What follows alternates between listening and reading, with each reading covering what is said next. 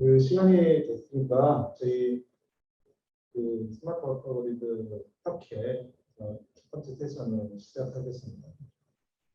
먼저 이 세션은 스마트 상수도 유지 관리라는 주제로 저희가 세션을 진행할 계획입니다. 저는 한국건설기술연구원의 황태문이라고 하고요.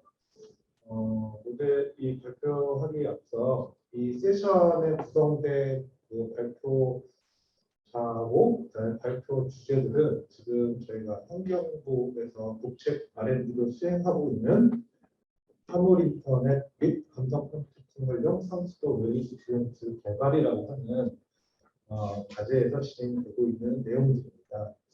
그래서 오늘 발표는 그 총괄적인 그 내용으로 저희가 먼저 발표를 하고요. 그 다음에 ICH인 국제도시물정보과학연구원의 전선준 박사님, 그 다음에 국민대학교 최영준 박사님, 주은범 대표님께서 발표를 하도록 하겠습니다. 모든 발표가 끝나고 나서 제가 간단하게 질의응답 또는 토론을 하도록 하겠습니다. 그러면 저부터 발표를 진행하도록 하겠습니다.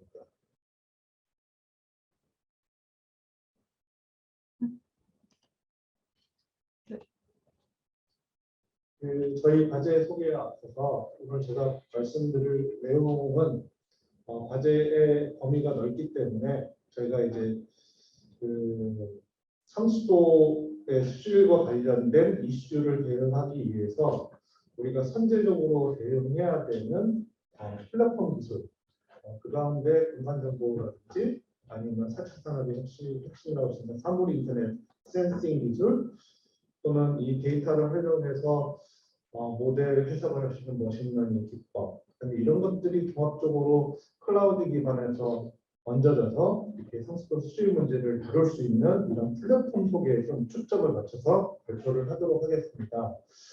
크게 발표 순서는 연구 과제 배경, 그다음에 이런 상수도 웰리스에 대한 내용과 개념과 그다음에 우리가 상수도 수질 민원과 관련된 분석 사례 등에 대해서 말씀드리고 결론을 내도록 하겠습니다.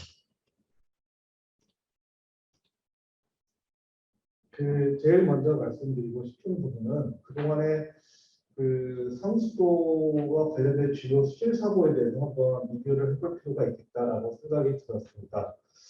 1989년에 저희 우리나라에서 주문석 건출 및 트리알로메탄이 가장 큰 이슈가 있었고요. 그다음에 91년도에 다시는 낙동강 폐별 사건이 유출 사고가 있었고, 이로 인해서 이제 고도농도가 전면적으로 도입됐던 계기가 됐습니다.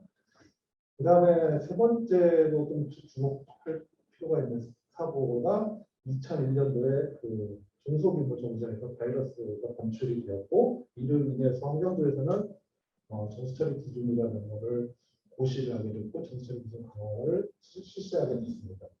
그다음에 2004년도하고 2011년도에 원포다이옥산하고 석천독조 대발생이 되면서 식선에 대한 안전 문제가 다시 한번 또 이슈가 됐고요. 그로 인해서 특방혁실을 중심으로 해서 고도정수 도입이 확대가 됐던 계기가 됐습니다.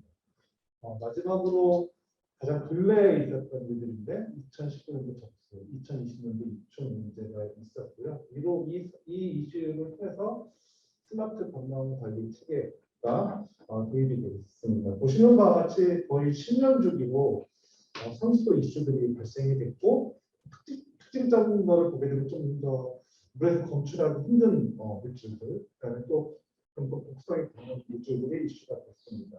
최근에 있었던 적수하고 유출 문제를 겪으면서 수돗물에 대한 신뢰도가 많이 떨어졌습니다. 특히 중요하게 볼 부분은 적수 때 많은 불편들을 겪으면서 여러 가지 노력을 통해서 적수 해결에 대한 노력을 했지만 정상화 이후에서도 신뢰도는 회복되지 않았습니다.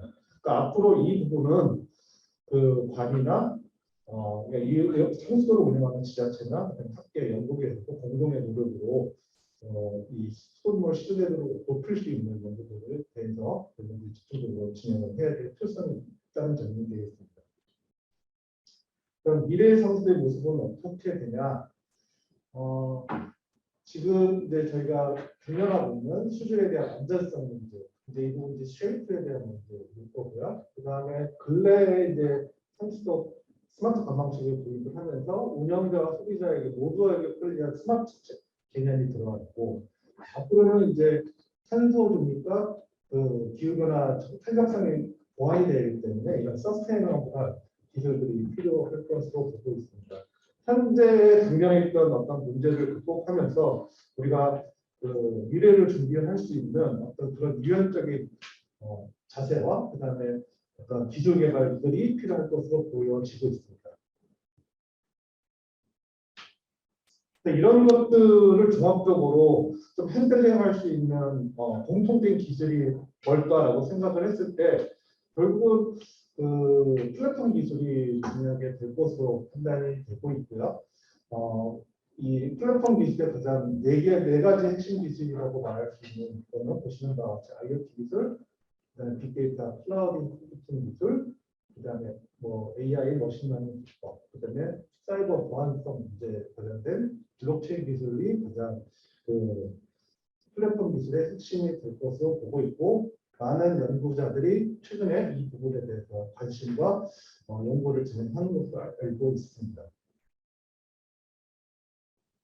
그렇다면 이러한 그 핵심 기술들을 어떻게 상습적에 접목을 할 것인가, 그다음에 이런 걸 접목했을 때 어떤 효과가 있을 것인가에 대해서 한번 생각을 해볼 필요가 있는데요. 이러한 그 상수도 분야에 이러한 기술들을 적용을 했을 때 우리가 기대할 수 있는 효과라는 거는 결국은 좀 더 사고를 원천적으로 선제적으로 대비할 수 있는 선제적 미래 대비 기술, 그다음에 신속 전업 투명 관리할 수 있는 기술이 핵심 키워드라고 볼 수 있습니다. 최근에 스마트 헬스 분야에서도 동일하게 이런 네 가지의 기술, 4P라는 기술들이 그 핵심 키워드로 자리 잡고 있는데, 이러한 그쪽 헬스케어에서도 적용됐던 어떤 개념적 키워드들을 이런 상수도에서도 적용을 해서 우리가 이런 상수도의 수준 문제하고 미래 기술에 대해서 현재적으로 대비하고 투명하게 관리하는 기술의 방향이 상수도 릴리스 기술의 핵심이라고 말씀드릴 수 있습니다. 좀 더 구체적으로 말씀드린다고 하면, 현재 이 환경부 사업에서 저희가 다루고자 하는 문제에 대해서 저희가 개발하고자 하는 기술의 핵심은 조금 더 생산자 중심이 아닌 소비자 반응 중심의 웰니스 서비스를 구현하자. 결국은 반응을 리얼타임으로 전달을 해서 관리할 수 있는 플랫폼 기술을 개발을 하자라는 게 핵심이 되겠습니다. 세부적으로 보게 되면 웰니스 인덱스, 디바이스, 솔루션, 서비스 기술이 있을 거고요. 인덱스에서는 과거에 있었던 문제를 해결하기 위해서 좀 더 수질 민원과 수질 민원 관리를 좀 체계화하고 이거를 지도상으로 실시간으로 매핑해서 상수도 수질 사고 시 좀 더 선제적으로 대응할 수 있는 기술이 되겠고요. 그다음에 디바이스 부분은 중점 관리 구역이라는 게 있습니다. 최근에 물 관리 일원화되면서 상수도법 안에 수질 중점 관리 구역이라는 개념이 들어왔는데, 이 부분뿐만 아니라 소비자들이 느끼는 옥내 부스 간의 어떤 수질 이상 부분도 추적 관리할 수 있는, 그러니까 소스부터 탭의 영역에서 이런 수질 이상 사고 시 어떤 추적 관리가 가능할 수 있는 기술 개발의 부분이 되겠고요. 그다음에 솔루션 부분은 결국은 여기서 얻어진 데이터를 가지고 수돗물을 품질 관리하고, 특히 그 사회 약자, 특히 치매를 겪고 계시는 그 노인분들에게 좀 더 적극적인 서비스를 할 수 있는 그런 서비스까지 고려를 범주에 두고 있습니다. 마지막으로 이런 웰니스 서비스 기술에서는 좀 더 반응형 플랫폼을 강화하자는 게 핵심일 거고요. 거기서 수질적인 문제와 수량적인 부분을 AI AI 원천 해석 플랫폼에 얹어서 좀 더 생산자와 소비자가 소통 강화할 수 있는 그런 플랫폼 기술로 완성을 하는 게 고사업의 좀 주요 내용이라고 볼 수 있습니다.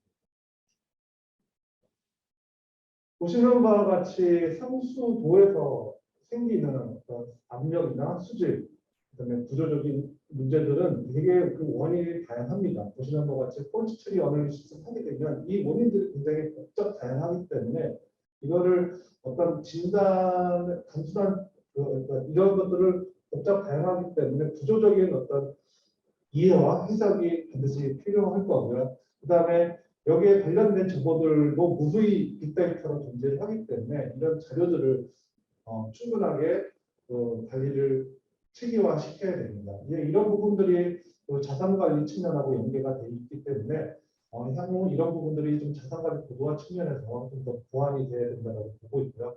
최근에 이제 4차 산업하면서 많은 공공기관에서 오픈 API를 통해서 여러 가지 정보를 공개를 하고 있습니다. 이러한 정보하고 뭐 인구 또는 도로, 건축물 자료까지 다 섞어가지고 좀 종합적으로 분석 관리가 될 수 있도록 해야 되는 게 중요할 것으로 보고 있고 이런 관리의 틀 측면에서 전략적인 측면에서는 이런 빅데이터를 분석하고 전략 관리를 하게 되면 결국은 웹 GIS 플랫폼으로 가야 되고 이런 웹 GIS 플랫폼에서는 웹이나 모바일 커넥트돼서 호환성이 가능한 구조에서 분석이 이루어져야 될 것으로 보고 있습니다.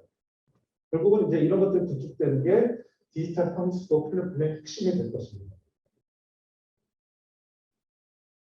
그래서 저희가 일례로 최근에 이제 인천시하고 협업을 통해서 MOU를 통한 협업을 통해서 최근에 일어났던 상수도 수질 민원과 관련된 자료하고 누수하고 관련된 자료, 기타 그 상수도 노후도와 관련된 자료들뿐만 아니라 공공 API에서 얻을 수 있는 건축물 농도 또는 도로의 구조 뭐 이런 것들을 다 빅데이터로 저희가 정보를 체계화시켜서 상수도의 어떤 노후를 등급화시키고 이런 것들을 반영형 대시보드를 또는 인사이트를 통해서 서비스를 제공해보자라는 생각으로 일을 지금 진행을 하고 있습니다. 오늘은 그 중에 일부 사례를 분석 사례를 말씀드리도록 하겠습니다. 첫 번째로 민원과 관련된 분석인데요. 이 부분은 추후에 국민대학교에서 좀 더 자세하게 말씀드릴 것으로 보고 있고요. 상수도와 관련된 수질 민원이 인천시 같은 경우는 미추얼 콜센터인 120으로 접수가 되는 경우가 있습니다. 이 접수되는 자료 이외에 저희가 이번 사업에서는 뭐 포털이라든지 언론을 통해서 올라오는 상수도와 관련된 어떤 주제들, 이슈들을 저희가 한번 과거 사례를 통해서 분석을 해봤습니다. 이건 이제 접수 때의 자료이고요.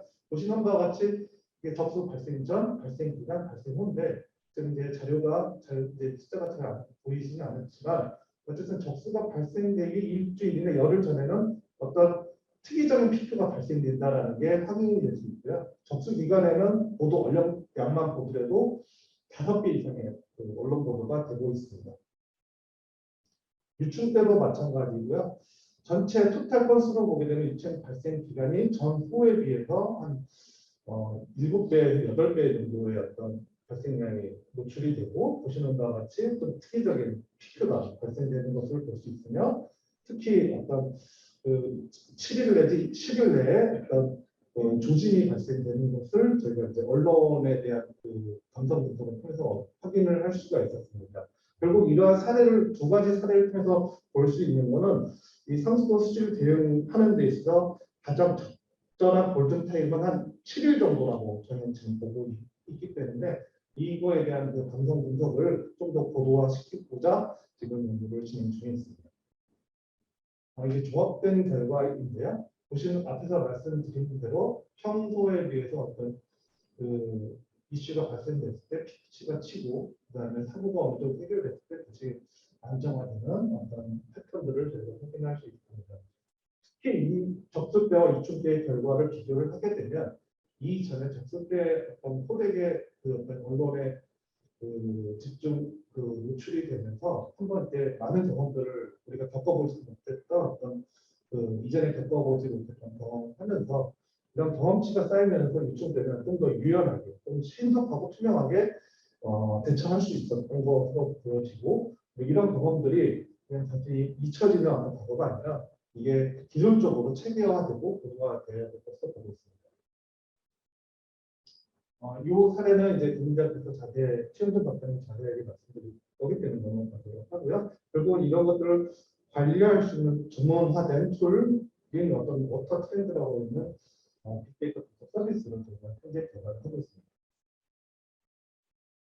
다음은 이제 수질 민원과 관련된 내용인데요. 이 내용을 저희가 공간정보상에서 분석을 하기 위해서 2차적으로 관할 협력기관인 인천시에 존재하고 있는 행정구역 정보하고 건축물 정보, 그다음에 인구, 도로 정보, 그다음에 성수도 간 정보 등을 종합적으로 빅데이터로 구축해서 보시는 바와 같이 행정구역별로 그다음에 그 관의 어떤 그 속성, 뭐 일부라든지 소화전이라든지 구수관, 뭐 통계수관 뭐 이런 것들을 종합적으로 분류를 하고요.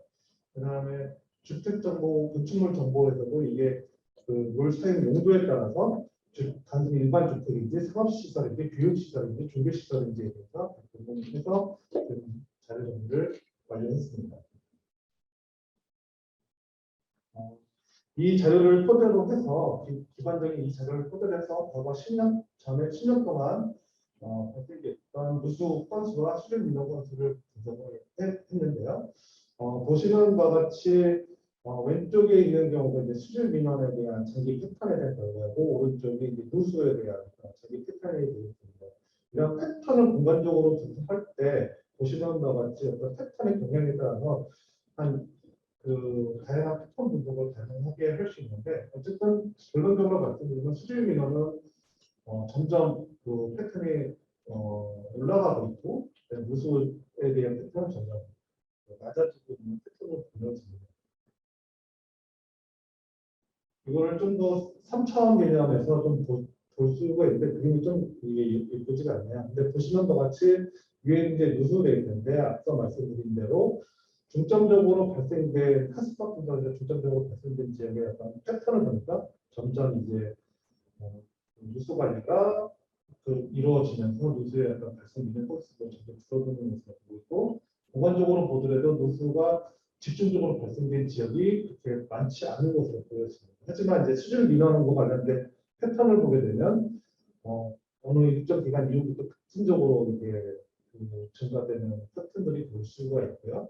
그다음에 이걸 순차원으로 보더라도 그 민원이 발생되는 평수도 급수 영역 공간적인 범위도 점점 늘어나고 있는 것으로 확인되고 있습니다.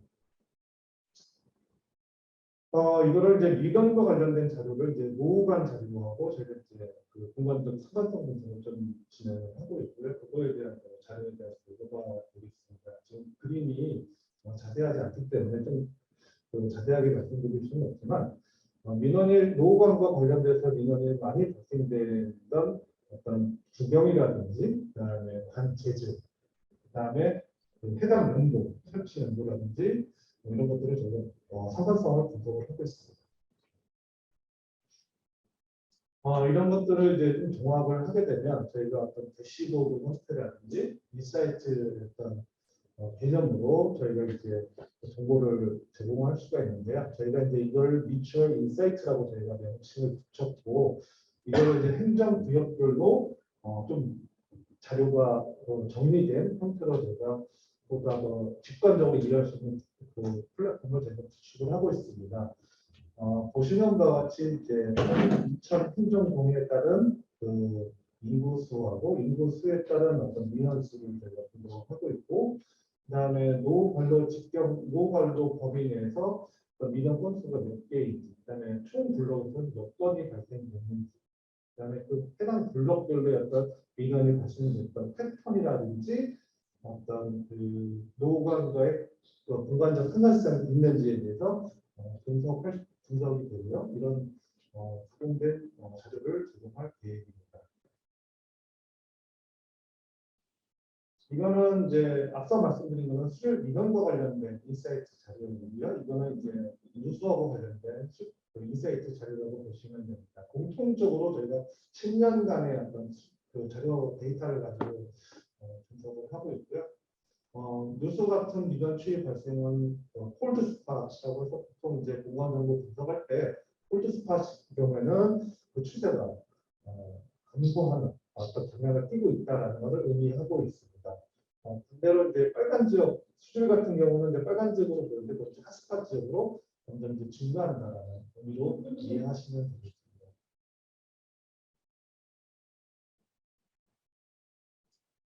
저희가 이제 뉴스하고 수질 분석을 해보니까 공통적으로 2010 서부 쪽에 많이 좀 밀집돼 있고 사실 이제 이것들을 이제 동단위로 행정동단위로 보니까 가정동이나 가정 충남동 또 지금 이제 다른 지역마다 좀 많이 발생되는 것으로 보이고요.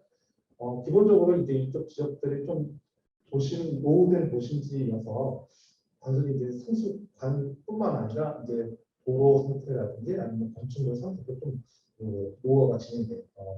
그런 거하고 이제 그 원인으로 저희도 보고 있습니다. 저희가 이제 이런 인사이트하고 이제 인사이트 외에 저희가 대시보드라고 해서 저희가 인천시 상수 이제 미추얼 반응형 대시보드라고 이름을 지어가지고 각종 데이터들이 좀 실시간으로 관리될 수 있도록 저희가 시스템을 지금 구성 중에 있습니다. 결론적으로 말씀드리면 과거에 공간적으로 발생된 그 수질과 누수 이력 정보를 공간적인 작도 안에서 확인할 수 있고 보시는 것처럼 이런 빨간 선들이 이제 노후관 자료가 되겠고요.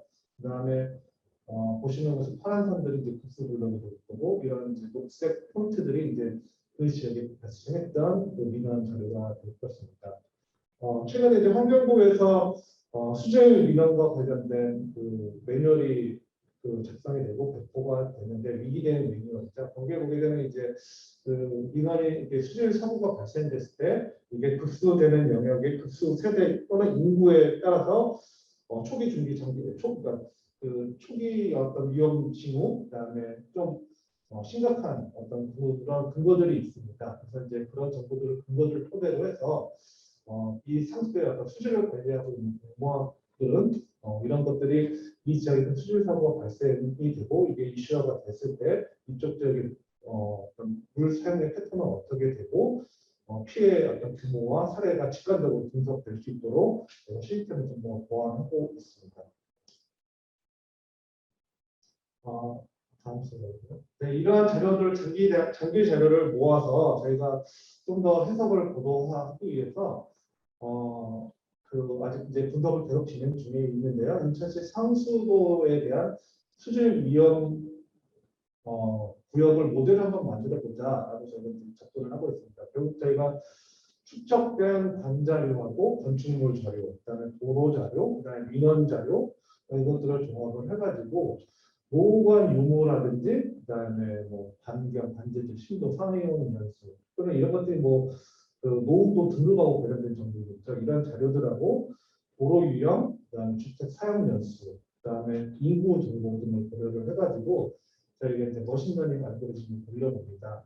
그래서 저희가 이제 기본적으로 사용하고 있는 거는 이제 파이썬 개념이고 저희가 이제 이 시스템은 애저 클라우드 개념에서 저희가 모델이 구현되도록 저희가 작성을 하고 있습니다. 결국은 제가 뭐 어떤 다양한 머신러닝 알고리즘을 적용할 수 있고 이런 모델들을 적용했을 때 이 지역에서 발생될 수 있는 어떤 그 수질 위험의 어떤 그 가능성 뭐 이런 것들 또는 수질 공간적으로 보게 되면 수질 위험의 구역 등을 저희가 추정을 할 수 있는 머신러닝 알고리즘이 될 것이고요. 이런 것들이 이제 좀 더 고도화가 되면 좀 재밌게 적용할 수 있는 것으로 생각이 되고 있습니다.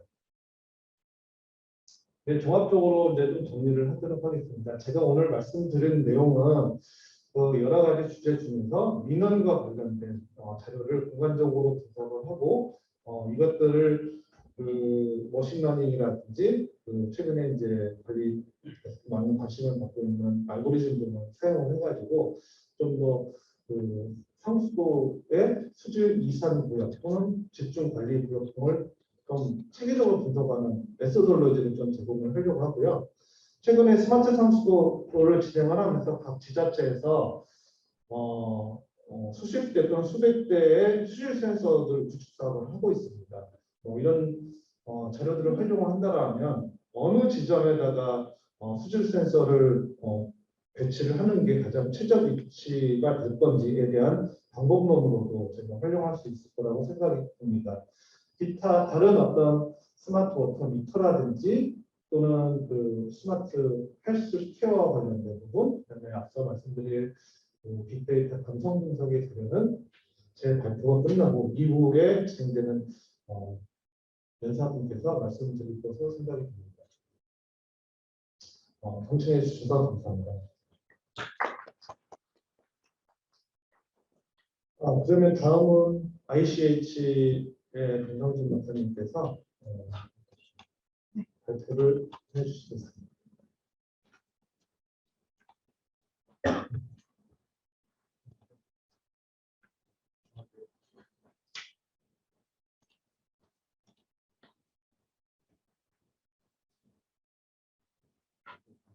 잠시만요.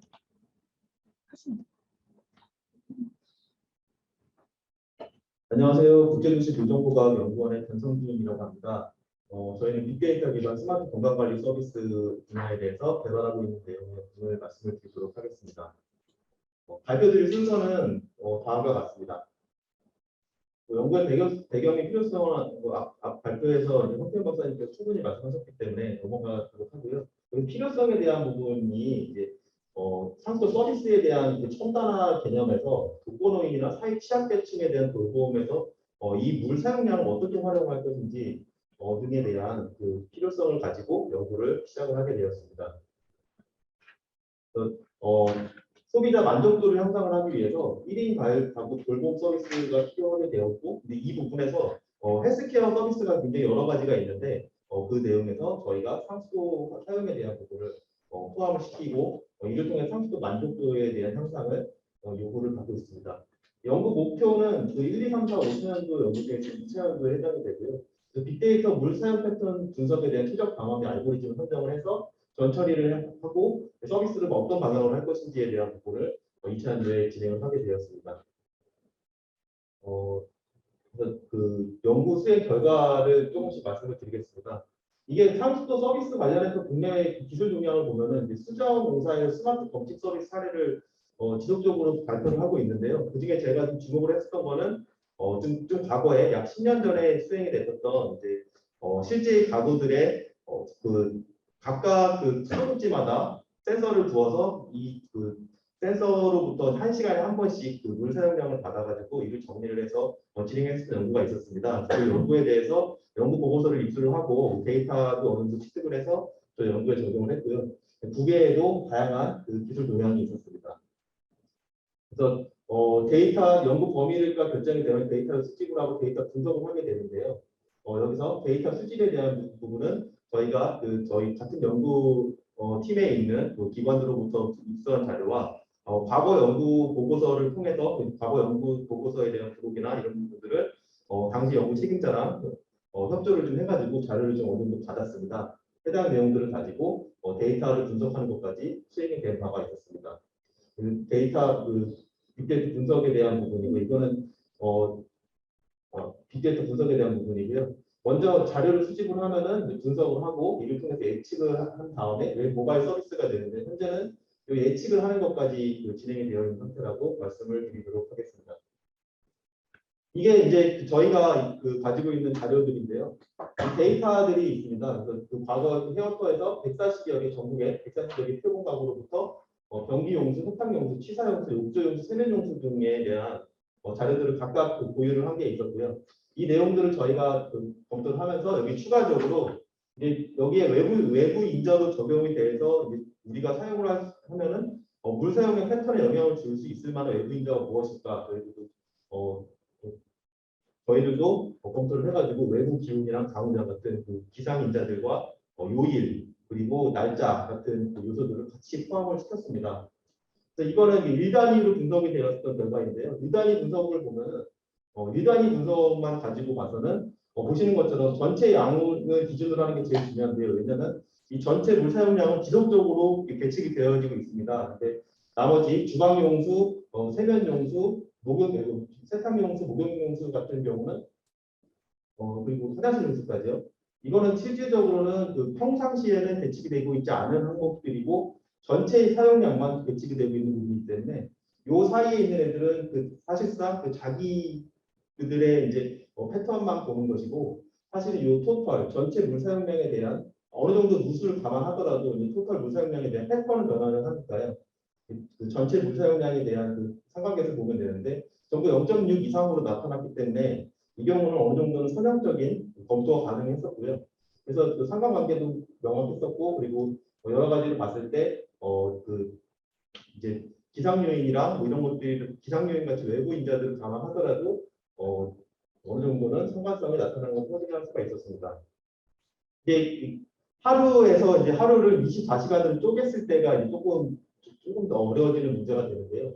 하루 물 사용량이 저희들 뭐 사실 보면은 아침에 한 번, 저녁에 한 번 물 사용량이 많고 그 중간 아침부터 저녁까지의 시간이랑 새벽 시간 같은 경우 물 사용량이 적은 걸로 생각을 하겠지만 실제로 보면은 그게 아주 명확하고 뚜렷한 패턴으로 나타나지는 않고 있습니다. 실제 물 사용량을 보면요. 이런 것들이 있었고 그래서 그 피크 시간들은 이제 그 아침 피크와 저녁 피크를 가지고 그 사이에 시간이 어느 정도가 투여가 되는지를 보면은 14시간 또는 10시간 정도로 이게 아주 명확하게 딱 떨어지진 않지만 어느 정도 시간 간격이 평균적으로 나타나는 것을 확인할 수가 있습니다. 이 내용들도 같이 적용하기 위해서 저희가 분석을 하기 위한 하나의 변수로 시간 그 몇 시라고 하는 그 시간 자체도 집어넣고 같이 검토를 해봤습니다.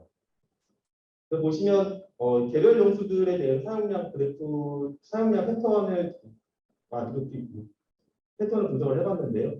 보시는 것처럼 세탁용수 같은 경우가 전체 물 사용량에 이제 좀 어느 정도 영향을 주는 경우가 있었고, 그 가구에 따라서 경기용수, 실제로 물 사용량이 거의 없고 이제 화장실만 쓰는 경우가 되겠는데 이런 식으로 각각의 개별 용수별로 이제 패턴이 이런 식으로 나타나게 되었습니다. 근데 여기서 사실은 요 네 가지 용수들은 실제로 평상시에는 배치가 되고 있지 않는 용수 사용량이기 때문에 이 내용들을 가지고 어떻게 분석을 할지 그리고 이 용수들의 사용량을 이제 어떻게 전체 물 사용량으로 추출을 해야 될지에 대한 고민을 좀 해봤고요. 근데 그러면은 이 네 가지 용수는 미지수이고 기지수라는 것은 전체 물 사용량밖에 없기 때문에 저희가 이제 기지수로 넣을 수 있을 만한 항목이 무엇이 있을까 고민을 해서 몇 가지를 좀 추가를 해봤습니다. 그 날짜와 시간, 요일, 외부 기용, 강우 같은 외부 인자들을 잔뜩 집어넣어봤고요. 잔뜩 집어넣었을 때 보면은 이것은 그 상관관계 그 코릴레이션 코에피션트 피어슨 개수인데 피어슨의 코릴레이션 코에피션트 기준으로 상관성 분석을 해보면 여기서 보시는 것처럼 외부 인자들 그리고 전체 무사용량 같은 경우는 어느 정도는 그 맞아 떨어집니다만 외부 인자들 같은 경우는 거의 상관성이 거의 없는 것으로 나타납니다. 그러다 보니까 1단위 같은 경우는 이제 좀 선형적인 예측이 가능했었다라고 하지만 시간으로 그걸 쪼개봤을 때는 선형적인 방법으로는 어려울 것으로 보이고 그렇기 때문에 저희들은 좀 비선형적인 그 신경망 기반의 비선형적인 방법을 적용을 해봤습니다. 그래서 예측 알고리즘을 몇 가지를 저희가 봤는데요. 먼저 아리마 모델 아리마 모델을 먼저 적용을 해보려고 했는데 이게 아무래도 자기의 이제 패턴을 가지고 정례값이 예측이 되다 보니까 일단 자기 스스로 값이 중심이 되면 안 된다라고 저희 판단을 했고요. 그래서 전이 함수를 좀 적용하는 방법도 생각을 해봤는데 이것도 마찬가지로 좀 선형적으로 접근이 되기 때문에 저희들은 좀 비선형적인 방법으로 뉴럴 네트워크 좀 신경망 모형을 가지고 선정을 해봤습니다. 그래서 여러 가지 층으로 구성이 되어 있고 하는데 그 중에서 저희는 외부 인자를 포함을 해서 전이 함수를 좀 포함을 시키는 형태의 예측을 하기 위해서 LSTM 알고리즘으로 사용을 했습니다. 사실 그 LSTM으로 이제 정보 바꾼 지는 얼마 안 되긴 했는데요. 어쨌든 그 해석 결과나 이런 것들이 좀 만족스럽게 나와 있던 게 사실이니까 일단 LSTM으로 계속 쭉 가도록 하겠습니다. 그리고 프로그래밍 언어는 저희들이 R하고 매틀랩을 처음 생각을 했었는데요. 저는 매틀랩을 많이 했던 사람이기 때문에 사실 매틀랩이 친숙하고 여러 가지 장점이 많고 예측 결과도 잘 나오긴 하지만 매틀랩이 가지고 있는 가장 큰 단점이 이제 유료이고 저는 학교에 있기 때문에 이제 이거를 무료로 사용을 할 수가 있지만 실제로 서비스를 하게 된다면 지속적으로 이 라이센스에 대한 이제 문제가 따라다니게 되고요. R 같은 경우는 뭐 여러 장점이 나오고는 있지만 그래도 아직 LSTM 모델을 적용하기에는 부족한 점이 아직은 좀 많이 있습니다. 그 시계열로 예측을 하는 거는 쉽지가 않은 것으로 저희가 봤습니다. 그래서 저희는 파이썬을 가지고 하는 걸로 했는데요. 그래서 뭐 여러 가지 알고리즘 전부 사용이 가능하고 GIS나 웹 서비스 같은 데 호환이 아주 좋고 확장성이 좋습니다. 그리고 저희가 자료를 추후에는 DB도 연결하겠지만 실제로 저희가 만들어가지고 입력을 할 때는 엑셀이나 CSV 형태로 파일을 만들어 집어넣게 되는데 그래서 엑셀이나 그 CSV가 아주 쉽게 편집이 가능하고 그래서 저희들은 여기에 파이썬 모델에 텐서플로우 모듈하고 케라스 모듈 그 패키지를 같이 집어넣어서 LSTM 알고리즘을 같이 사용을 했습니다. 그래서 뭐 개발한 프로그램은 사실 이게 LSTM은 과거에는 아니었는데 지금은 LSTM 바꿔놓은 거고요. 데이터를 먼저 처음에 이제 텐서플로우하고 케라스 모듈을 가지고 오게 되고 그 다음에 이제 데이터를 입력을 해서 날짜 여기는 나온 건 전체 다 나온 건 아니지만 날짜고 이거는 저희가 뭐 그 한 가지 이거는 베스룸의 플로우를 그 미지수로 적었고 그리고 외부 인자로 전체 사용량과 강우량 기온 이런 것들을 쭉 집어넣을 수 있게끔 만들어서 데이터를 입력하고 학습 기간 선정을 해서 알고리즘을 학습을 해가지고 이거를 이제 데이터를 출력하는 것까지 진행을 해봤습니다. 그래서 나온 데이터는 당연히 똑같이 엑셀로 들어왔으니까 엑셀로 나오게끔 해놨고요. 엑셀로 나와 있는 데이터를 가지고 보면은 실제 예측된 값을 보았을 때 사실 세탁용수 같은 경우는 굉장히 아까 그 여러 가지 용수들을 겹쳐놨었던 차트에서도 보셨겠지만 세탁용수는 잘 나옵니다. 굉장히 잘 나와요. 그래서 그 코리레이션 커피션트가 피어싱 기준으로 0.9 이상이 다 나왔고요. 세탁용수는 이제 그 실제로 전체 물 사용량만 있으면은 예측이 가능할 것으로 보이고요.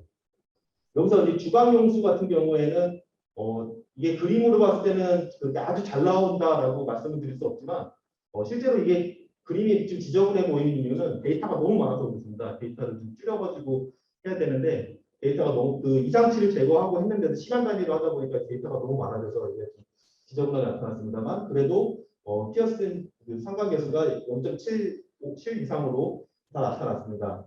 그리고 세면대 용수와 화장실 용수 같은 경우에도 다 0.7 이상이 나타나게 됐는데 약간 화장실 용수 같은 경우는 짧은 시간에 많은 양을 팍 쓰고 그리고 또 안 쓰다가 짧은 시간에 많은 양을 팍 쓰고 뭐 이런 식의 패턴이 때문에 그런 건지 모르겠는데 그거를 시간 단위로 바꿔서 이제 하다 보니까 한 시간에 몇 번 쓰지 않는 경우도 있고 그러다 보니까 이제 좀 아무래도 좀그 차트 자체가 좀 앞쪽으로 몰려 있는 경향이 좀 나타나게 되는데요.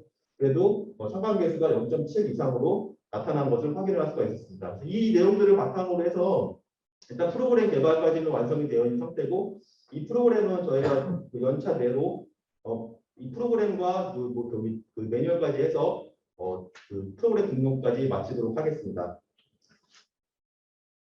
그리고 리빙랩에 대한 부분에 같이 언급을 드려야 되는데 리빙랩에 대해서 설계를 진행을 하고 있는 과정에서 작년에 이제 대구에서 진행했던 리빙랩 운영 매뉴얼 대구가 아니고 세종시에 대해서 했었던 매뉴얼이 있었는데 그거를 인천시에 맞게 수정을 하고 있습니다. 그래서 이거는 지금 초안까지 만들어 놓은 상태고 이거는 저희들도 이번 연차 내로 마무리를 지을 수 있도록 하겠습니다. 네. 뭐 개발 성과 및 촬영 방안은 다음과 같고요. 이상 발표 마치겠습니다. 감사합니다.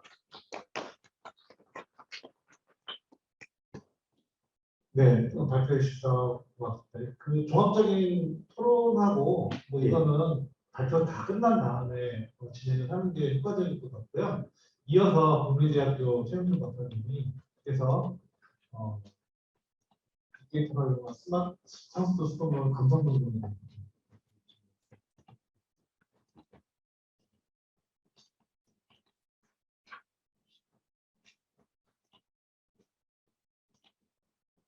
이거는 네로피크 자리예요. 국민대학교 자리.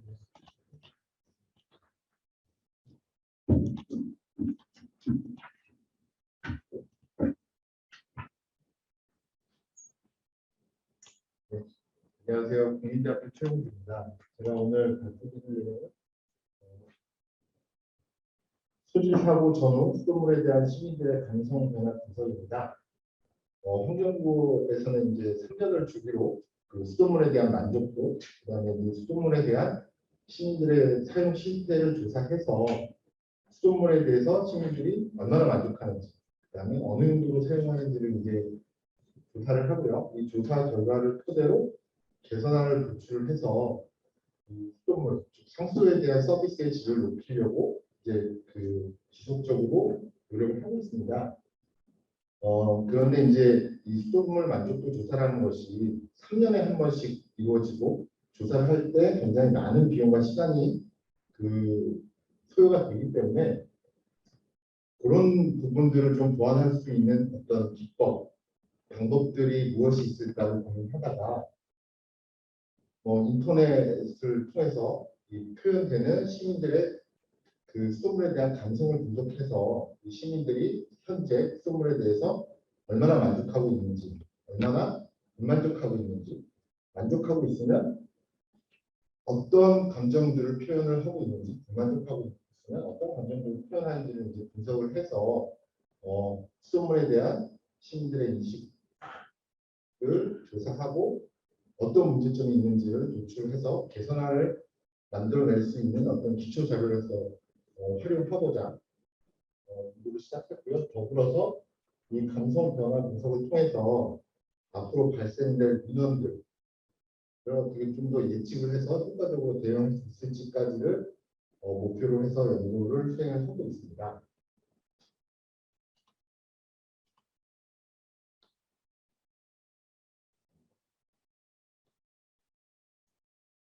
아까 그 주간 책임자시던 홍평 박사님께서 그 국내 수질 사고에 대해서 이제 말씀을 해주셨는데요. 주요 사건에 대해서 말씀을 해주셨고요. 여기 이제 그 행정안전부 2017년 재난연합을 보면 2010년부터 2018년까지 총 1000건이 넘는 수질 사고가 발생을 했고요. 그중에 이제 저희가 알고 있는 것들은 아주 큰 그 피해를 발생시켜서 뉴스에 이제 대대적으로 보도가 됐던 것들만 저희 머릿속에 기억이 되고 있는데 그거 외에도 굉장히 많은 수질 사고가 그 발생을 하고 있고요. 결국에 이렇게 수질 사고가 많이 발생을 하고 이런 기업들이 시민들에게 지속적으로 인식이 되다 보니까 수돗물에 대한 일반 시민들이 불신을 하게 되고 외면을 하게 되고 이 수돗물 만드는데 많은 비용을 소비함에도 불구하고 그 먹는 샘물이라든지 정수기를 사용하는 그런 문제들이 발생을 하게 되죠. 그래서 아까 이제 주간 책임자분께서 보여주셨던 건데 어떻게 하면 신뢰를 좀 다시 회복할 수 있을까? 그러려면 왜 수돗물에 대해서 신뢰를 하지 않는지, 얼마만큼 불만을 가지고 있는지 그런 것들에 대해서 저희가 조사를 해야 되는데 기존에 이제 설문조사를 하게 되면 시간과 비용이 많이 드니까 감성 분석이라는 방법을 적용을 해보자고 했고요.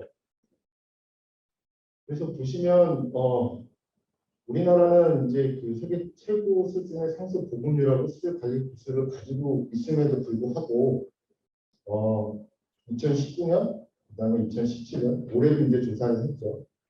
보면 수돗물의 음용률은 50%라고 하지만 대부분 이제 차를 끓여 먹거나 끓여 먹는 형태로 나타나고요. 직접 먹는 음용률은 한 3에서 7% 사이, 굉장히 낮은 음용률을 나타내죠.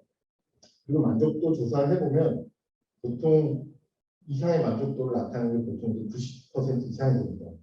그러면 이제 설문조사에서는 이렇게 높은 만족도를 표시하는데 이 물을 사용하는 실태를 보면 굉장히 낮은 음용률을 나타내는 거예요. 그래서 이 어떤 만족도 조사와 실태 조사 간에 어떤 괴리가 발생하는 걸 알 수 있고요. 이런 것들을 이제 해결하고자 여러 가지 그 대책을 내놓고 있지만 여전히 우리가 가정에 있는 수도꼭지를 틀었을 때 나오는 수돗물에 대한 수질에 대해서 막연한 불안감이라든지 여러 가지 그 문제들이 발생하는 것을 저희가 알 수가 있습니다. 그래서 이제 이런 것들이 어떻게 표출되는지를 분석할 수 있는 방법을 저희가 감성 분석이라고 얘기를 하고요. 이 감성 분석은 이 오피니언 마이닝이라고 불리는데 이제 텍스트에 나타난 사람들의 어떤 감성을 분석하는 자연어 처리 기술이라고 말씀을 드릴 수가 있고요. 이 감성 분석은 주로 이제 마케팅 분야 혹은 뭐 선거를 할 때 어떤 후보에 대한 호감도나 비호감도 이런 것들을 조사할 때 주로 사용이 됐던 기법이고요. 그리고 이제 감성 분석 방법은 크게 보면 기계학습 방법하고 감성 사전을 이용하는 방법이 있는데 대부분 현재는 이제 감성 사전을 이용하는 방법을 사용하고 있고요. 저희도 감성 사전을 이용하는 방법으로 조사를 했고요. 이게 이제 좀 더 발전돼서 데이터가 많이 쌓이게 되면 이제 머신러닝 기법이 적용되는 기계학습 기법으로 이제 발전을 하게 됩니다. 그래서 저희가 이제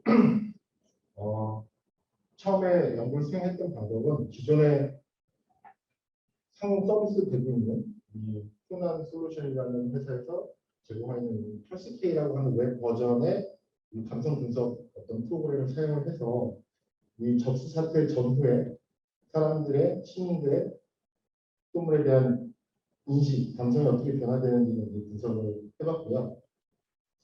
이 펄스K라고 하는 이 프로그램에서는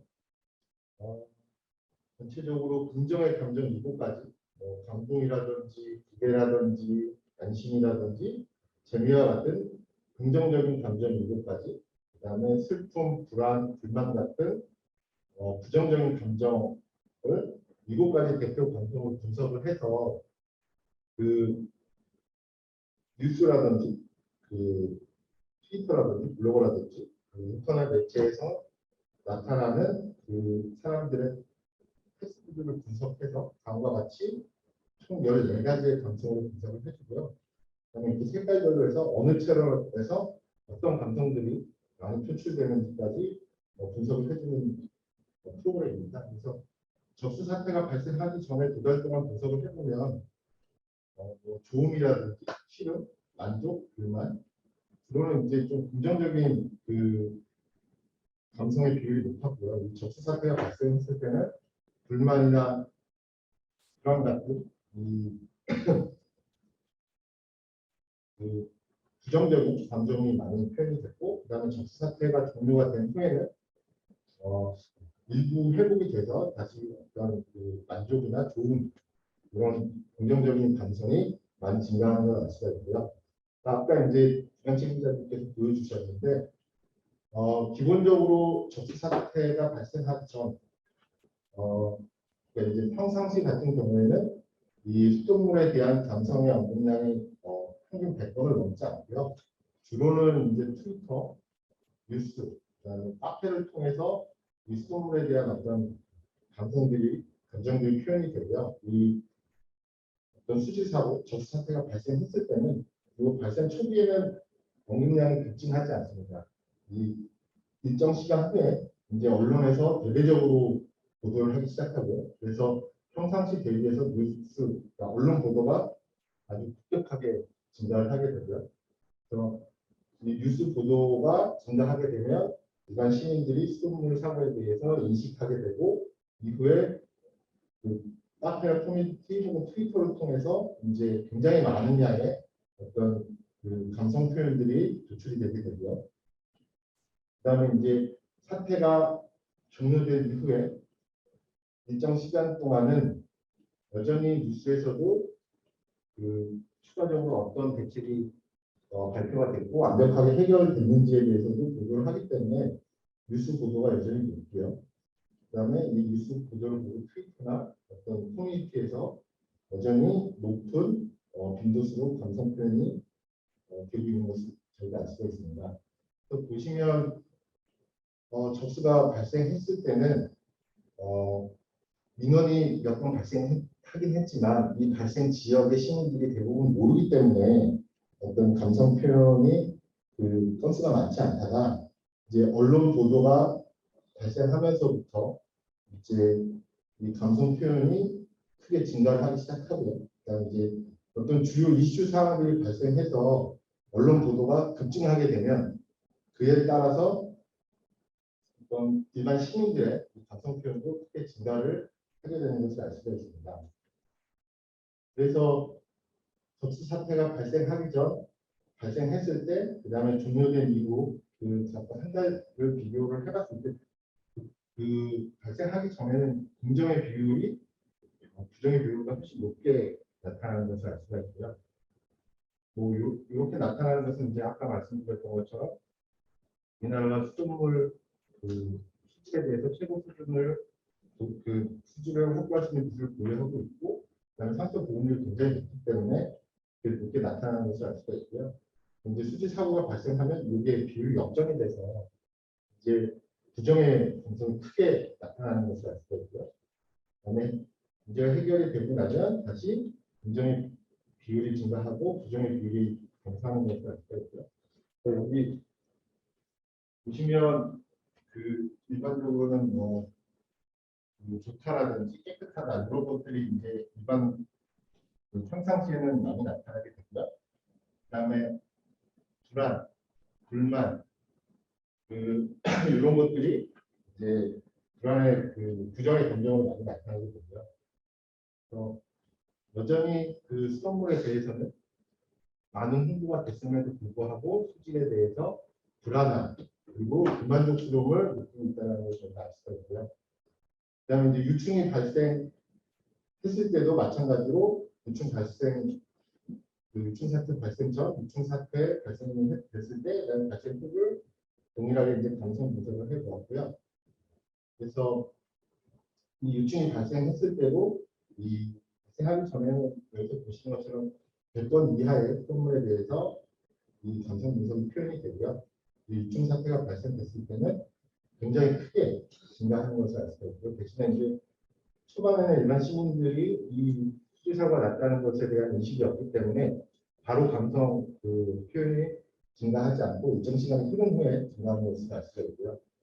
그다음에 사태가 종료된 이후에는 이제 추위가 감소하지만 정상화되기까지 시간이 필요하다는 것을 알 수가 있고요. 그래서 보시면 일반적으로 이 수돗물에 대한 감성 표현은 이 뉴스가 보통은 제일 높긴 하지만 이 트위터나 어떤 개인들의 그 감성 표현이 비슷한 비율로 나타나는데 수질 사고가 발생을 하게 되면 뉴스에서 이 수돗물에 대한 어떤 부정적인 감성어 표현이 굉장히 크게 증가를 하게 돼서 이 뉴스에서의 어떤 그 문양 수가 급격하게 증가한다는 것을 저희가 알고 있습니다.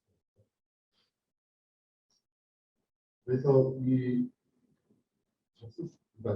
수돗물 유충 사태가 발생했을 때 보면 발생하기 전에는 뭐 한 60대 40 정도로 이 수돗물에 대한 어떤 긍정적인 비율이 높게 나타나고요. 근데 어떤 수질 사고가 발생하게 되면 이게 역전이 되고 다시 이 수질 사고가 해결이 돼서 일정 시간이 흐르면 다시 긍정의 비율이 부정의 비율보다 높게 나타나는 것을 알 수가 있고요. 그래서 이제 이런 그 어떤 긍정과 부정, 그다음에 이제 그 추가적으로 어떤 중성의 감정까지 저희가 분석을 해서 이를 지수화해서 이 수돗물에 대한 시민들의 만족도를 직접 조사하는 것이 아니라 이런 감성 분석을 통해서 그 대체를 하기 위한 연구를 지금 지속적으로 수행을 하고 있습니다. 그래서 보시면 이제 평상시에 수돗물에 대한 시민들의 인식은 긍정, 부정의 비율이 비슷하거나 이제 긍정의 비율이 좀 높게 나타나는 걸로 분석이 됐고요. 그다음에 또한 수질 사고가 발생한 초기에는 이 비율이 크게 변화되지 않습니다. 하지만 이 수질 사고가 발생한 이후에는 뉴스하고 SNS 등에서 소셜 미디어를 통해서 이 부정적인 어떤 언급량이 크게 증가하기 때문에 이 긍정의 비율하고 부정의 비율이 이제 바뀌게 되고요. 이러한 그 변화가 발생했을 때 지자체나 정부가 적극적으로 대응을 하면 긍정과 부정의 비율이 이제 다시 정상화되게 되고요. 그렇지 않은 경우 사태가 좀 장기화되면 이 비율이 지속적으로 유지가 되고 추후에도 이 시민들의 수돗물에 대해서 불신하게 되는 그런 원인이 되는 것입니다. 그래서 보시면 그 수질 사고가 발생하면 일반 시민들은 이제 불만과 불안의 감정이 초기에 많이 나타나게 되고요. 이 저수 사태 때는 사실은 정부에서 대처가 굉장히 느렸기 때문에 사태가 좀 장기화됐었죠. 그래서 이 불만과 불안의 감정이 이제 어떤 실망의 감정으로 많이 변화가 되게 되고요. 반대로 유충 사태 때는 정부가 적극적으로 개입을 해서 굉장히 빠르게 그 정상화시켰죠. 이런 경우에는 불만과 불안의 감성이 기대하고 안심이라는 어떤 긍정적인 감성으로 변화된다는 것이 분석 결과에서 나타났고요. 따라서 이 수소물이라고 하는 것은 공공재이기 때문에 어떤 사고가 발생했을 때, 물론 사고가 발생하지 않게 사전에 예방하는 것이 가장 효과적이겠지만, 사고가 발생했을 때 정부나 지자체가 이제 책임 있고 빠르게 대응을 해야 이 수소물에 대한 시민들의 어떤 긍정의 그 표현이 많이 늘어나게 되고, 결국에는 이런 것들이 시민들의 만족도를 어떤 향상시킬 수 있는 가장 근본적인 대책이라고 생각을 하고 있습니다.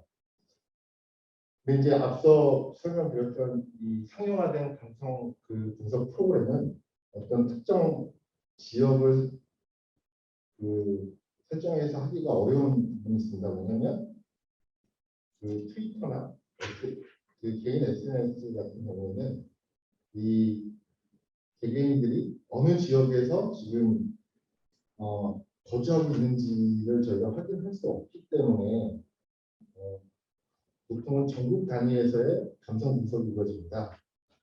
그렇지만 이제 저희가 원하는 것은 수지 사고가 발생한 지역, 어떤 그 인천시가 됐던 혹은 어떤 특정 구가 됐던 좀 더 작은 지역 단위에서 어떤 수지 사고가 발생했을 때 아니면 평상시에 그 지역에 거주하고 있는 시민들이 수돗물에 대해서 어떻게 생각하고 있는지를 저희가 조사를 해서 그 조사 결과를 토대로 문제가 있으면 문제를 해결하고 그다음에 긍정적인 감성을 많이 가지고 있으면 그것을 유지하기 위한 대책을 이제 저희가 마련을 할 텐데 기존 프로그램에서는 그런 부분이 불가능하기 때문에 저희가 자체적으로 그러니까 감성 분석을 할 수 있는 프로그램을 개발하고 있고요. 어느 정도 이제 완벽하지는 않지만 이제 그 프로그램 개발의 중간 단계까지 도달을 했습니다. 여기 보시는 것처럼 저희가 이제 수돗물에 대해서 감성 분석할 수 있는 어떤 전용 프로그램을 만들고 있고요. 그 이름은 어떤 트렌드라고 하고 있고, 이거는 이제 저희가 네이버나 구글처럼 웹 브라우저 웹 프로그램을 키면 처음에 보이는 그 검색 화면처럼 저희가 관심을 가지고 있는 어떤 키워드를 입력해서 주로는 뭐 수돗물이라든지 수질 사고라든지 이런 키워드들을 입력할 수 있는 창이고요. 그다음에 그 어떤 검색의 정확도를 높이기 위해서 그 특정 반복되는 이제 단어들을 제외할 수 있는 그런 기능이 추가되어 있고요. 그다음에 이제 저희가 자주 분석하는 뭐 예를 들면 수돗물이라든지 수질 사고라든지 이런 것들은 이제 관심 키워드로 등록을 해놓으면 일정 주기로 자동으로 이제 분석을 해서 결과를 보여주는 그런 기능을 이제 넣어서 프로그램을 구현하고 있고요. 그다음에 아까 말씀드렸던 것처럼 저희가 그 웹상에 있는 그 문장들을 형태소 분석을 해서 그 형태소 분석된 것들 중에 여기 보이는 것처럼 이 관련 감성하고 매칭되는 것들을 저희가 카운팅해서 결국에는 긍정의 비율이 안 나고 부정의 비율이 안 나고 중성화의 비율이 안 나는 것을 분석하게 됩니다. 그래서 저희는 수돗물 감성 분석을 기존 상업 프로그램으로 했을 때 많이 그 표현됐던 그런 단어들 중심으로 감성 사전을 지금 만들고 있고요. 현재까지는 부정어는 불안, 불만, 실망, 긍정어는 안심, 좋은 기대 이렇게 6가지 대표 감성을 했고요. 각각의 감성에 대해서 관련 감성어들을 다음과 같이 정리하고 있고요. 이 감성어를 프로그램에 적용을 해서 감성 분석을 앞으로 수행을 할 계획이고 이 감성어 사전도 지속적으로 업데이트를 할 계획입니다. 네. 그다음에 저희가 특정 지역을 대상으로 해야 되기 때문에 어떤 개인의 SNS나 트위터를 가지고 분석하기는 어려워서 그 해당 지역의 어떤 맘카페라든지 블로그라든지 해당 그 지역에 있는 뉴스 채널을 분석할 수 있도록 저희가 검색 사이트를 설정을 했고요. 그다음에 이제 그 검색어를 설정하고 검색 기간, 그다음 사이트도 저희가 선택적으로 설정을 해서 원하는 지역에 감성 분석을 할 수 있도록 하였고요. 그다음에 이제 그 이후부터는 이제 그 결과를 볼 수 있는 뭐 원문을 저희가 확인한다든지 아니면 감성 분석해서 나온 그 자료들을 저희가 메타데이터로 해서 엑셀을 다운받아서 다른 용도로 활용한다든지 아니면 이 기사들이 링크되어 있는 URL 정보를 저희가 받아서 기사 내용을 해결할 수 있는 내용이고요. 그다음에 아까 앞서 보여드렸던 것처럼 이제 언급량 추이도 분석이 되고 그다음에 연관어 분석, 그다음에 가장 중요한 감성 분석이 이제 되도록 기능을 계속 개발을 하고 있고요. 그다음에 그 결과들을 긍정과 부정의 비율, 그다음에 많이 언급된 감성어들에 대해서 상세하게 분석 결과를 보여줄 수 있는 것들 기능을 계속 개발을 하고 있습니다. 그리고 마지막에는 어떤 감성 분석의 결과들을 좀 더 효율적으로 시각화할 수 있는 피드백이라든지 스티커 이런 것들도 저희가 개발하고 있고요. 아직까지 완벽하게 개발이 되지 않아서 내년쯤 되면 저희가 이제 그 베타 버전을 완료해서 보여드릴 수 있을 것 같습니다. 그래서 시간이 많이 지났습니다. 여기까지 발표하겠습니다. 네, 고맙습니다. 우리한테 저희 시간이 35분, 10시 35분까지인 것 같은데 아마 조금 저희가 이제 좀 여유를 갖고 발표한다 보니까 시간이 매우 짧아질 것 같긴 한데 일단 뭐 계획하신 대로 발표를 해주시면 좋을 것 같습니다. 레오테크에서는 이제 스마트 워터 미터에 대한 관련 주제가 되겠습니다. 네, 안녕하십니까. 레오테크 조영호입니다. 저는 오늘 그 스토미터 우결집 데이터 공모전 시스템 개발이라는 주제로 발표를 진행을 하겠습니다. 저희 레오테크에서 이번에 그 웰리스 과제에서 IoT 기반의 IoT 기반의 고해상도 스마트 스토미터 도달을 이제 수행을 하고 있는데 본 발표에서는 그 스토미터 개발보다는 그 스토미터 원격 검진 데이터를 어떻게 데이터를 좀 정확성을 높이고 오류를 줄일 수 있을지에 대해서 연구한 결과를 말씀을 드리도록 하겠습니다. 참 다른 것 같습니다. 앞서 황태문 박사님 그리고 변성준 박사님 또 국민대 최웅준 교수님께서 발표하신 것들이 모두 이제 어떻게 보면은 그 빅데이터를 이용한 분석이 될 거라고 저는 여기 말씀을 드릴 수 있을 것 같고요.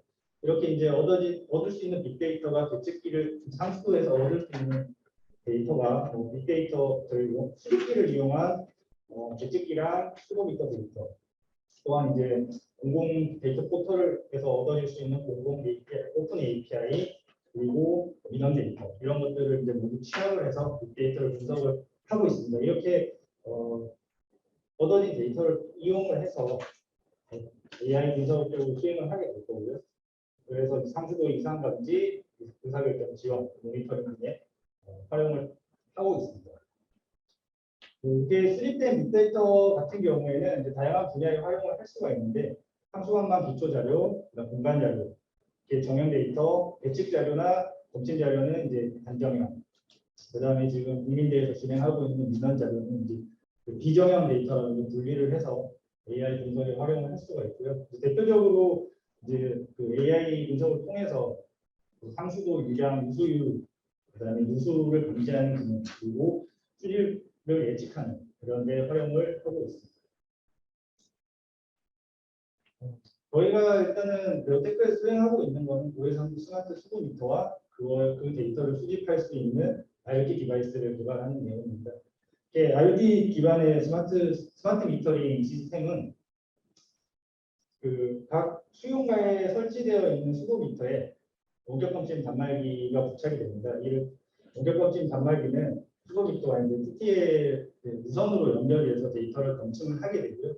지금 현재는 시간당 1회 데이터를 검침을 하는 것으로 운영을 하고 있고 이렇게 수집된 데이터는 마찬가지로 수신 주기에 맞춰가지고 서버에 IoT 네트워크를 이용해서 전송을 하게 됩니다. 이렇게 전송이 돼서 서버에 데이터가 수집이 되게 되면 현재 지금 저희 기준으로는 수신 시간 그리고 해당 시간대 그리고 그 검침값, 누적 적상값과 계량기 상태 그리고 수집기 상태에 대한 정보를 얻을 수가 있습니다. 지금 대표적인 IoT 네트워크는 원격 검침에서는 로라 그리고 NB-IoT를 활용을 하고 있습니다. 로라는 이제 SK텔레콤에서 시행을 하고 있고 NB-IoT는 LG U+와 KT에서 진행을 하고 있는데 저희는 U+를 이용해서 원격 검침을 진행을 하고 있습니다. 네트워크 구조는 뭐 보시는 것 같습니다. 수도미터와 원격 검침 단말기는 무선으로 연결돼서 데이터를 수집하는 부분은 동일하고 원격 검침 단말기에서 서버로 데이터를 전송함에 있어서 어떤 IoT 네트워크를 이용하는지 정도의 차이가 있다고 보시면 될 것 같습니다. 현재 이렇게 수집된 데이터는 저희 플랫폼 원격권 아쿠아 스마트 미터링이라는 소프트웨어에서 데이터를 수집을 해서 분석을 하는 것을 활용할 수가 있습니다. 본 프로그램은 클라이언트 서버 CS 버전으로 현재는 운영을 하고 있고 3차년도에는 이걸 좀 고도화해서 웹 서비스 형태로 업그레이드를 하고 그 시스템을 주한 기관에서 개발하고 있는 플랫폼에 탑재를 하는 것을 목표로 하고 있습니다. 여기에서 이제 저희가 중점적으로 봐야 될 부분이 수신율과 검침률입니다. 상대적으로 이제 수신율이 99%, 검침률이 98% 지금 나와 있는데 높은 수치이긴 하지만 결과적으로는 1%와 한 1.5, 7% 정도의 데이터가 손실이 된다라고 역으로 또 생각을 해볼 수가 있습니다. 데이터를 분석함에 있어서 이렇게 누락되는 데이터 혹은 또 수집된 데이터 중에 오류가 있는 데이터를 검출해서 보정을 해서 실제로 빅데이터나 AI 분석에 활용을 하는 것이 필요하다고 생각이 들었습니다.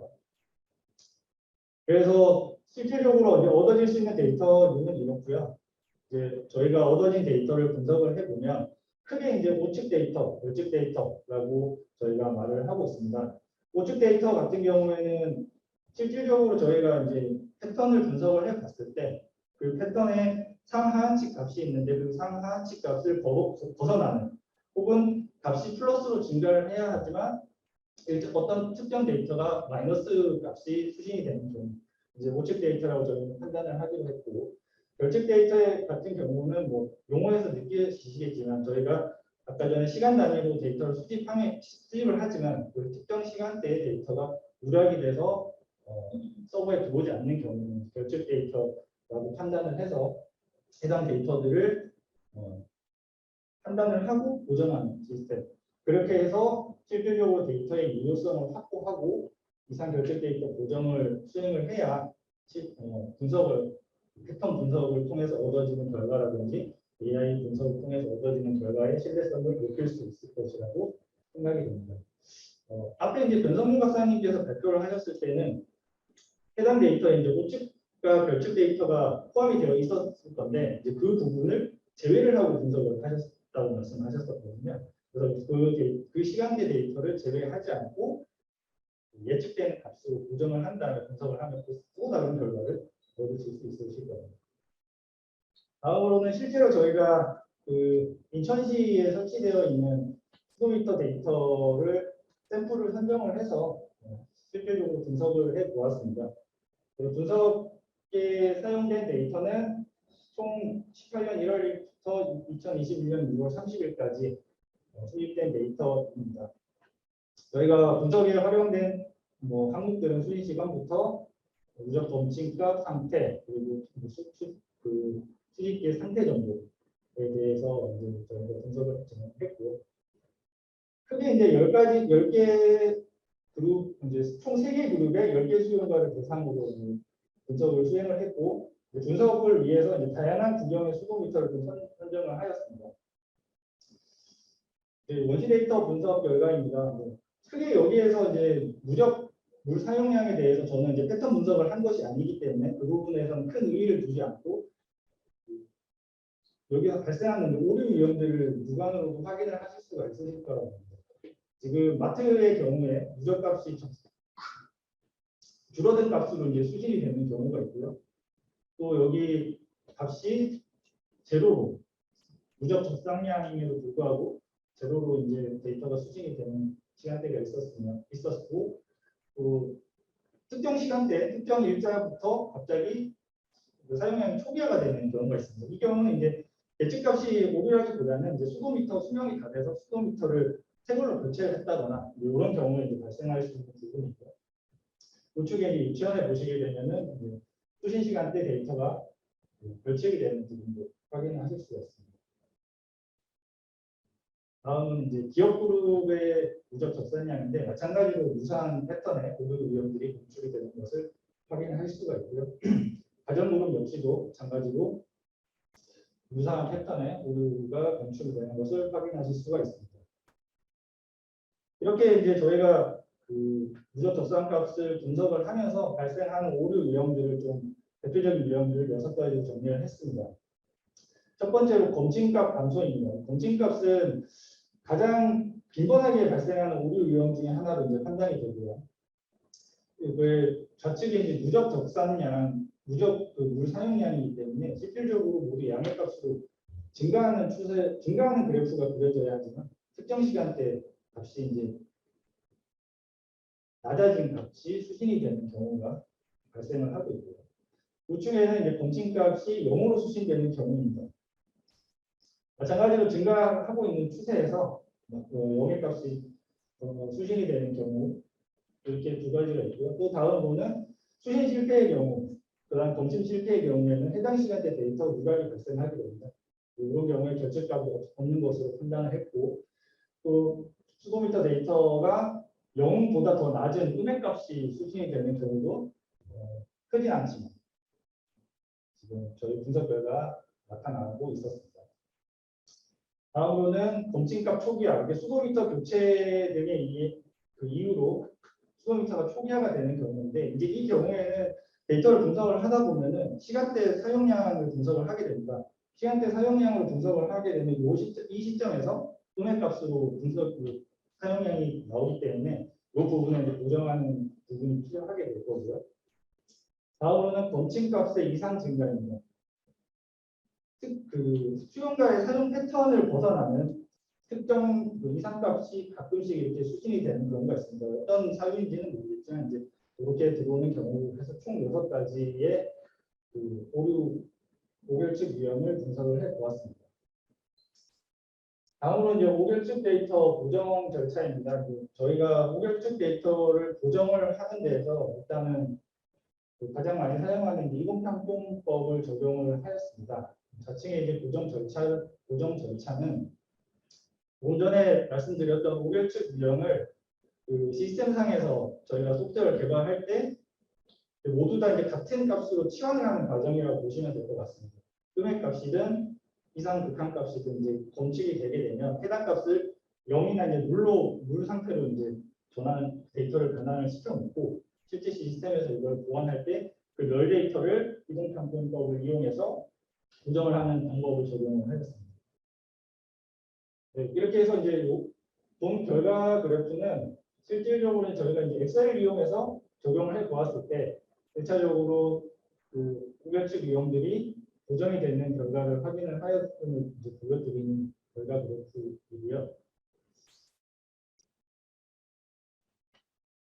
네, 다음으로는 이제 이렇게 개발한 알고리즘과 그 방법을 이용해서 시스템을 개발해 보았습니다. 이 시스템은 그 CS 버전으로 현재는 개발을 해뒀고, 이제 향후 이제 차년도에 저희가 웹 서비스를 개발을 할 때 본 기술도 그 서비스에 맞춰서 웹장에서 당연히 데이터가 이제 데이터 보정이 되는 시스템으로 조금 더 업그레이드를 할 계획이 있습니다. 네. 그 개발 툴은 뭐 비주얼 스튜디오 2015 C샵을 이용을 했고, 우선은 수집된 데이터를 보시는 커스터머와 컬렉션 데이터 DB 형태로 저희가 엑셀 형태로 저장을 해놓고 이용을 하게 됩니다. 그래서 지금 기초 데이터 같은 경우는 보시는 것과 같이 수용과 번호, 이게 커스터머 DB 테이블이고요. 다음으로는 컬렉션 데이터는 수용과 번호, 시간, 검증값 이런 형태로 데이터를 구성을 하여서 DB에 입력을 해주었습니다. 개발 결과입니다. 개발은 저희가 CS 버전으로 크게 이제 그 UI나 디자인적인 것은 크게 고려를 하지 않고 기능적인 부분을 일단 개발을 했고요. 이제 여기에 해당 저희가 보정을 하고자 하는 기간을 설정을 하고, 아까 전에 전 페이지에서 말씀을 드렸던 그 DB에 입력되어 있는 커스터머 수용가를 선택을 하게 됩니다. 그래서 조회 버튼을 누르게 되면 이 좌측편에는 고정이 되지 않은 로 데이터가 표출이 되게 되고요. 우측 상단에 그 해당 데이터에 맞춰진 그래프가 플로팅되어서 화면에 나타나게 구성을 하였습니다. 그리고 간단하게 이제 여기에서 고정 버튼을 누르게 되면 그 앞선 그 알고리즘을 통해서 그 로 데이터가 고정을 수행을 하게 되고요. 그 고정된 그래프가 우측 하단에 플로팅되어서 표출이 되게 됩니다. 이제 이렇게 그 시스템 상에서 앞선 이렇게 고정이 됐고 DB상에서 변환하는 작업이 필요하기 때문에 여기 적용 버튼을 눌러서 이 적용 버튼을 누르면 그 해당 그 수정된 고정된 데이터베이스가 그 로 데이터가 치환되어서 저장이 되게 되는 시스템으로 개발을 하였습니다. 그럼 뭐 저희가 개발한 내용은 여기까지고 앞서 말씀드린 것처럼 현재 개발된 시스템은 조금 그 알고리즘적으로 보완해야 되는 부분들이 많이 남아 있습니다.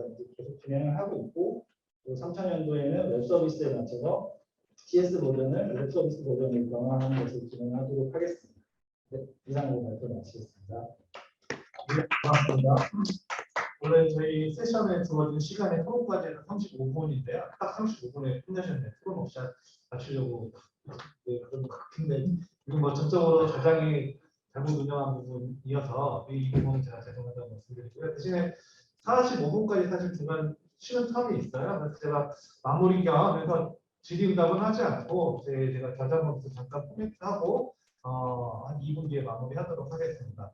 먼저 저희 세션 주제가 스마트 사무소 유지 관리가 되겠고요. 이런 유사 주제들이 이번 학기 세션에서도 많이 그 세션이 열리고 있다는 점을 말씀드리고 싶습니다. 전체적으로 종합을 해서 말씀드리면 최근에 이제 수도법도 개정이 되면서 크게 이제 상수도 수질 관리에 대한 굉장히 정부에서 타이트하게 관리하겠다는 의지가 좀 반영이 된 수도법이 개정된 부분이 있습니다. 그 부분 중에 하나가 상수도 수질 중점 관리 구역이 되겠고요. 그 다음에 그 복지와 수질 사고 겪으면서 환경부에서는 상수도 수질 위기 대응 매뉴얼이라는 것도 배포를 하고 있습니다. 이제 거기에서 보게 되면 여러 가지 어떤 기준과 가이드가 있고요.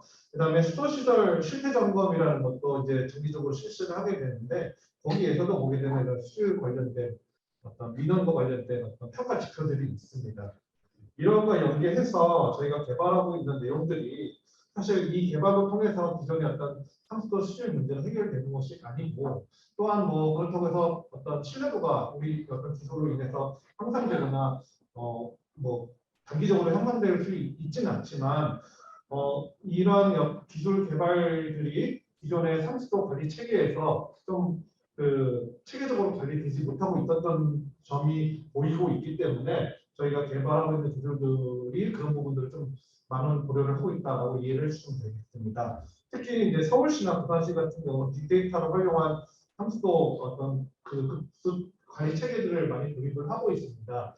근데 이제 저희 같은 경우는 이제 상수도 수질과 어떤 수량 관리에 좀 집중적으로 좀 연구를 하고 있기 때문에 이러한 다양한 알고리즘 연구들이 어떤 다음에 진행되는 어떤 그런 관리 시스템 사업에 좀 반영이 되면 좋을 것 같다는 생각이 들고요. 특히 수질 민원과 관련해서는 전국적으로 지자체마다 어떤 정형화된 틀이 없고 가이드라인도 별도로 없습니다. 이런 부분들은 저희가 이제 모범적으로 선례를 남겨서 어떤 실시간으로 일단 상수도 수질 문제들 민원들이 관리가 될 수 있는 툴로 보여주면 될 것 같습니다.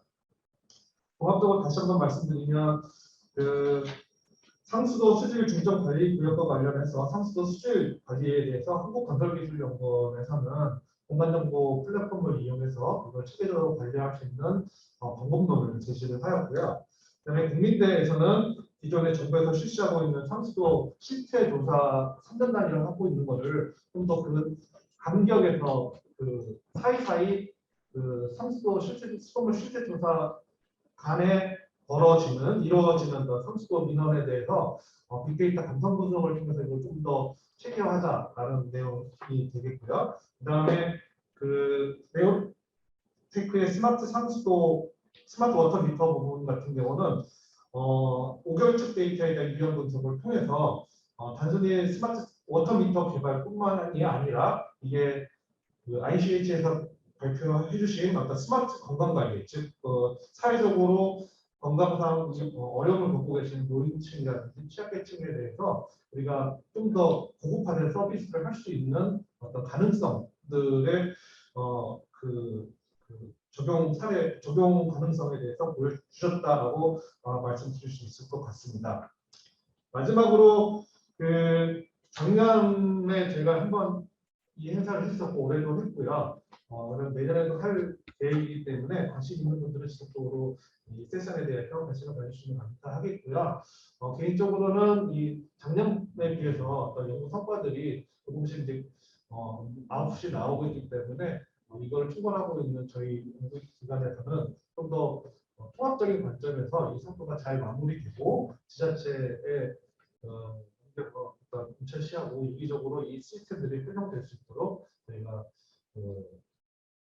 사업을 좀 추진하도록 하겠습니다. 이상으로 이번 세션의 발표를 좀 마치도록 하겠고요.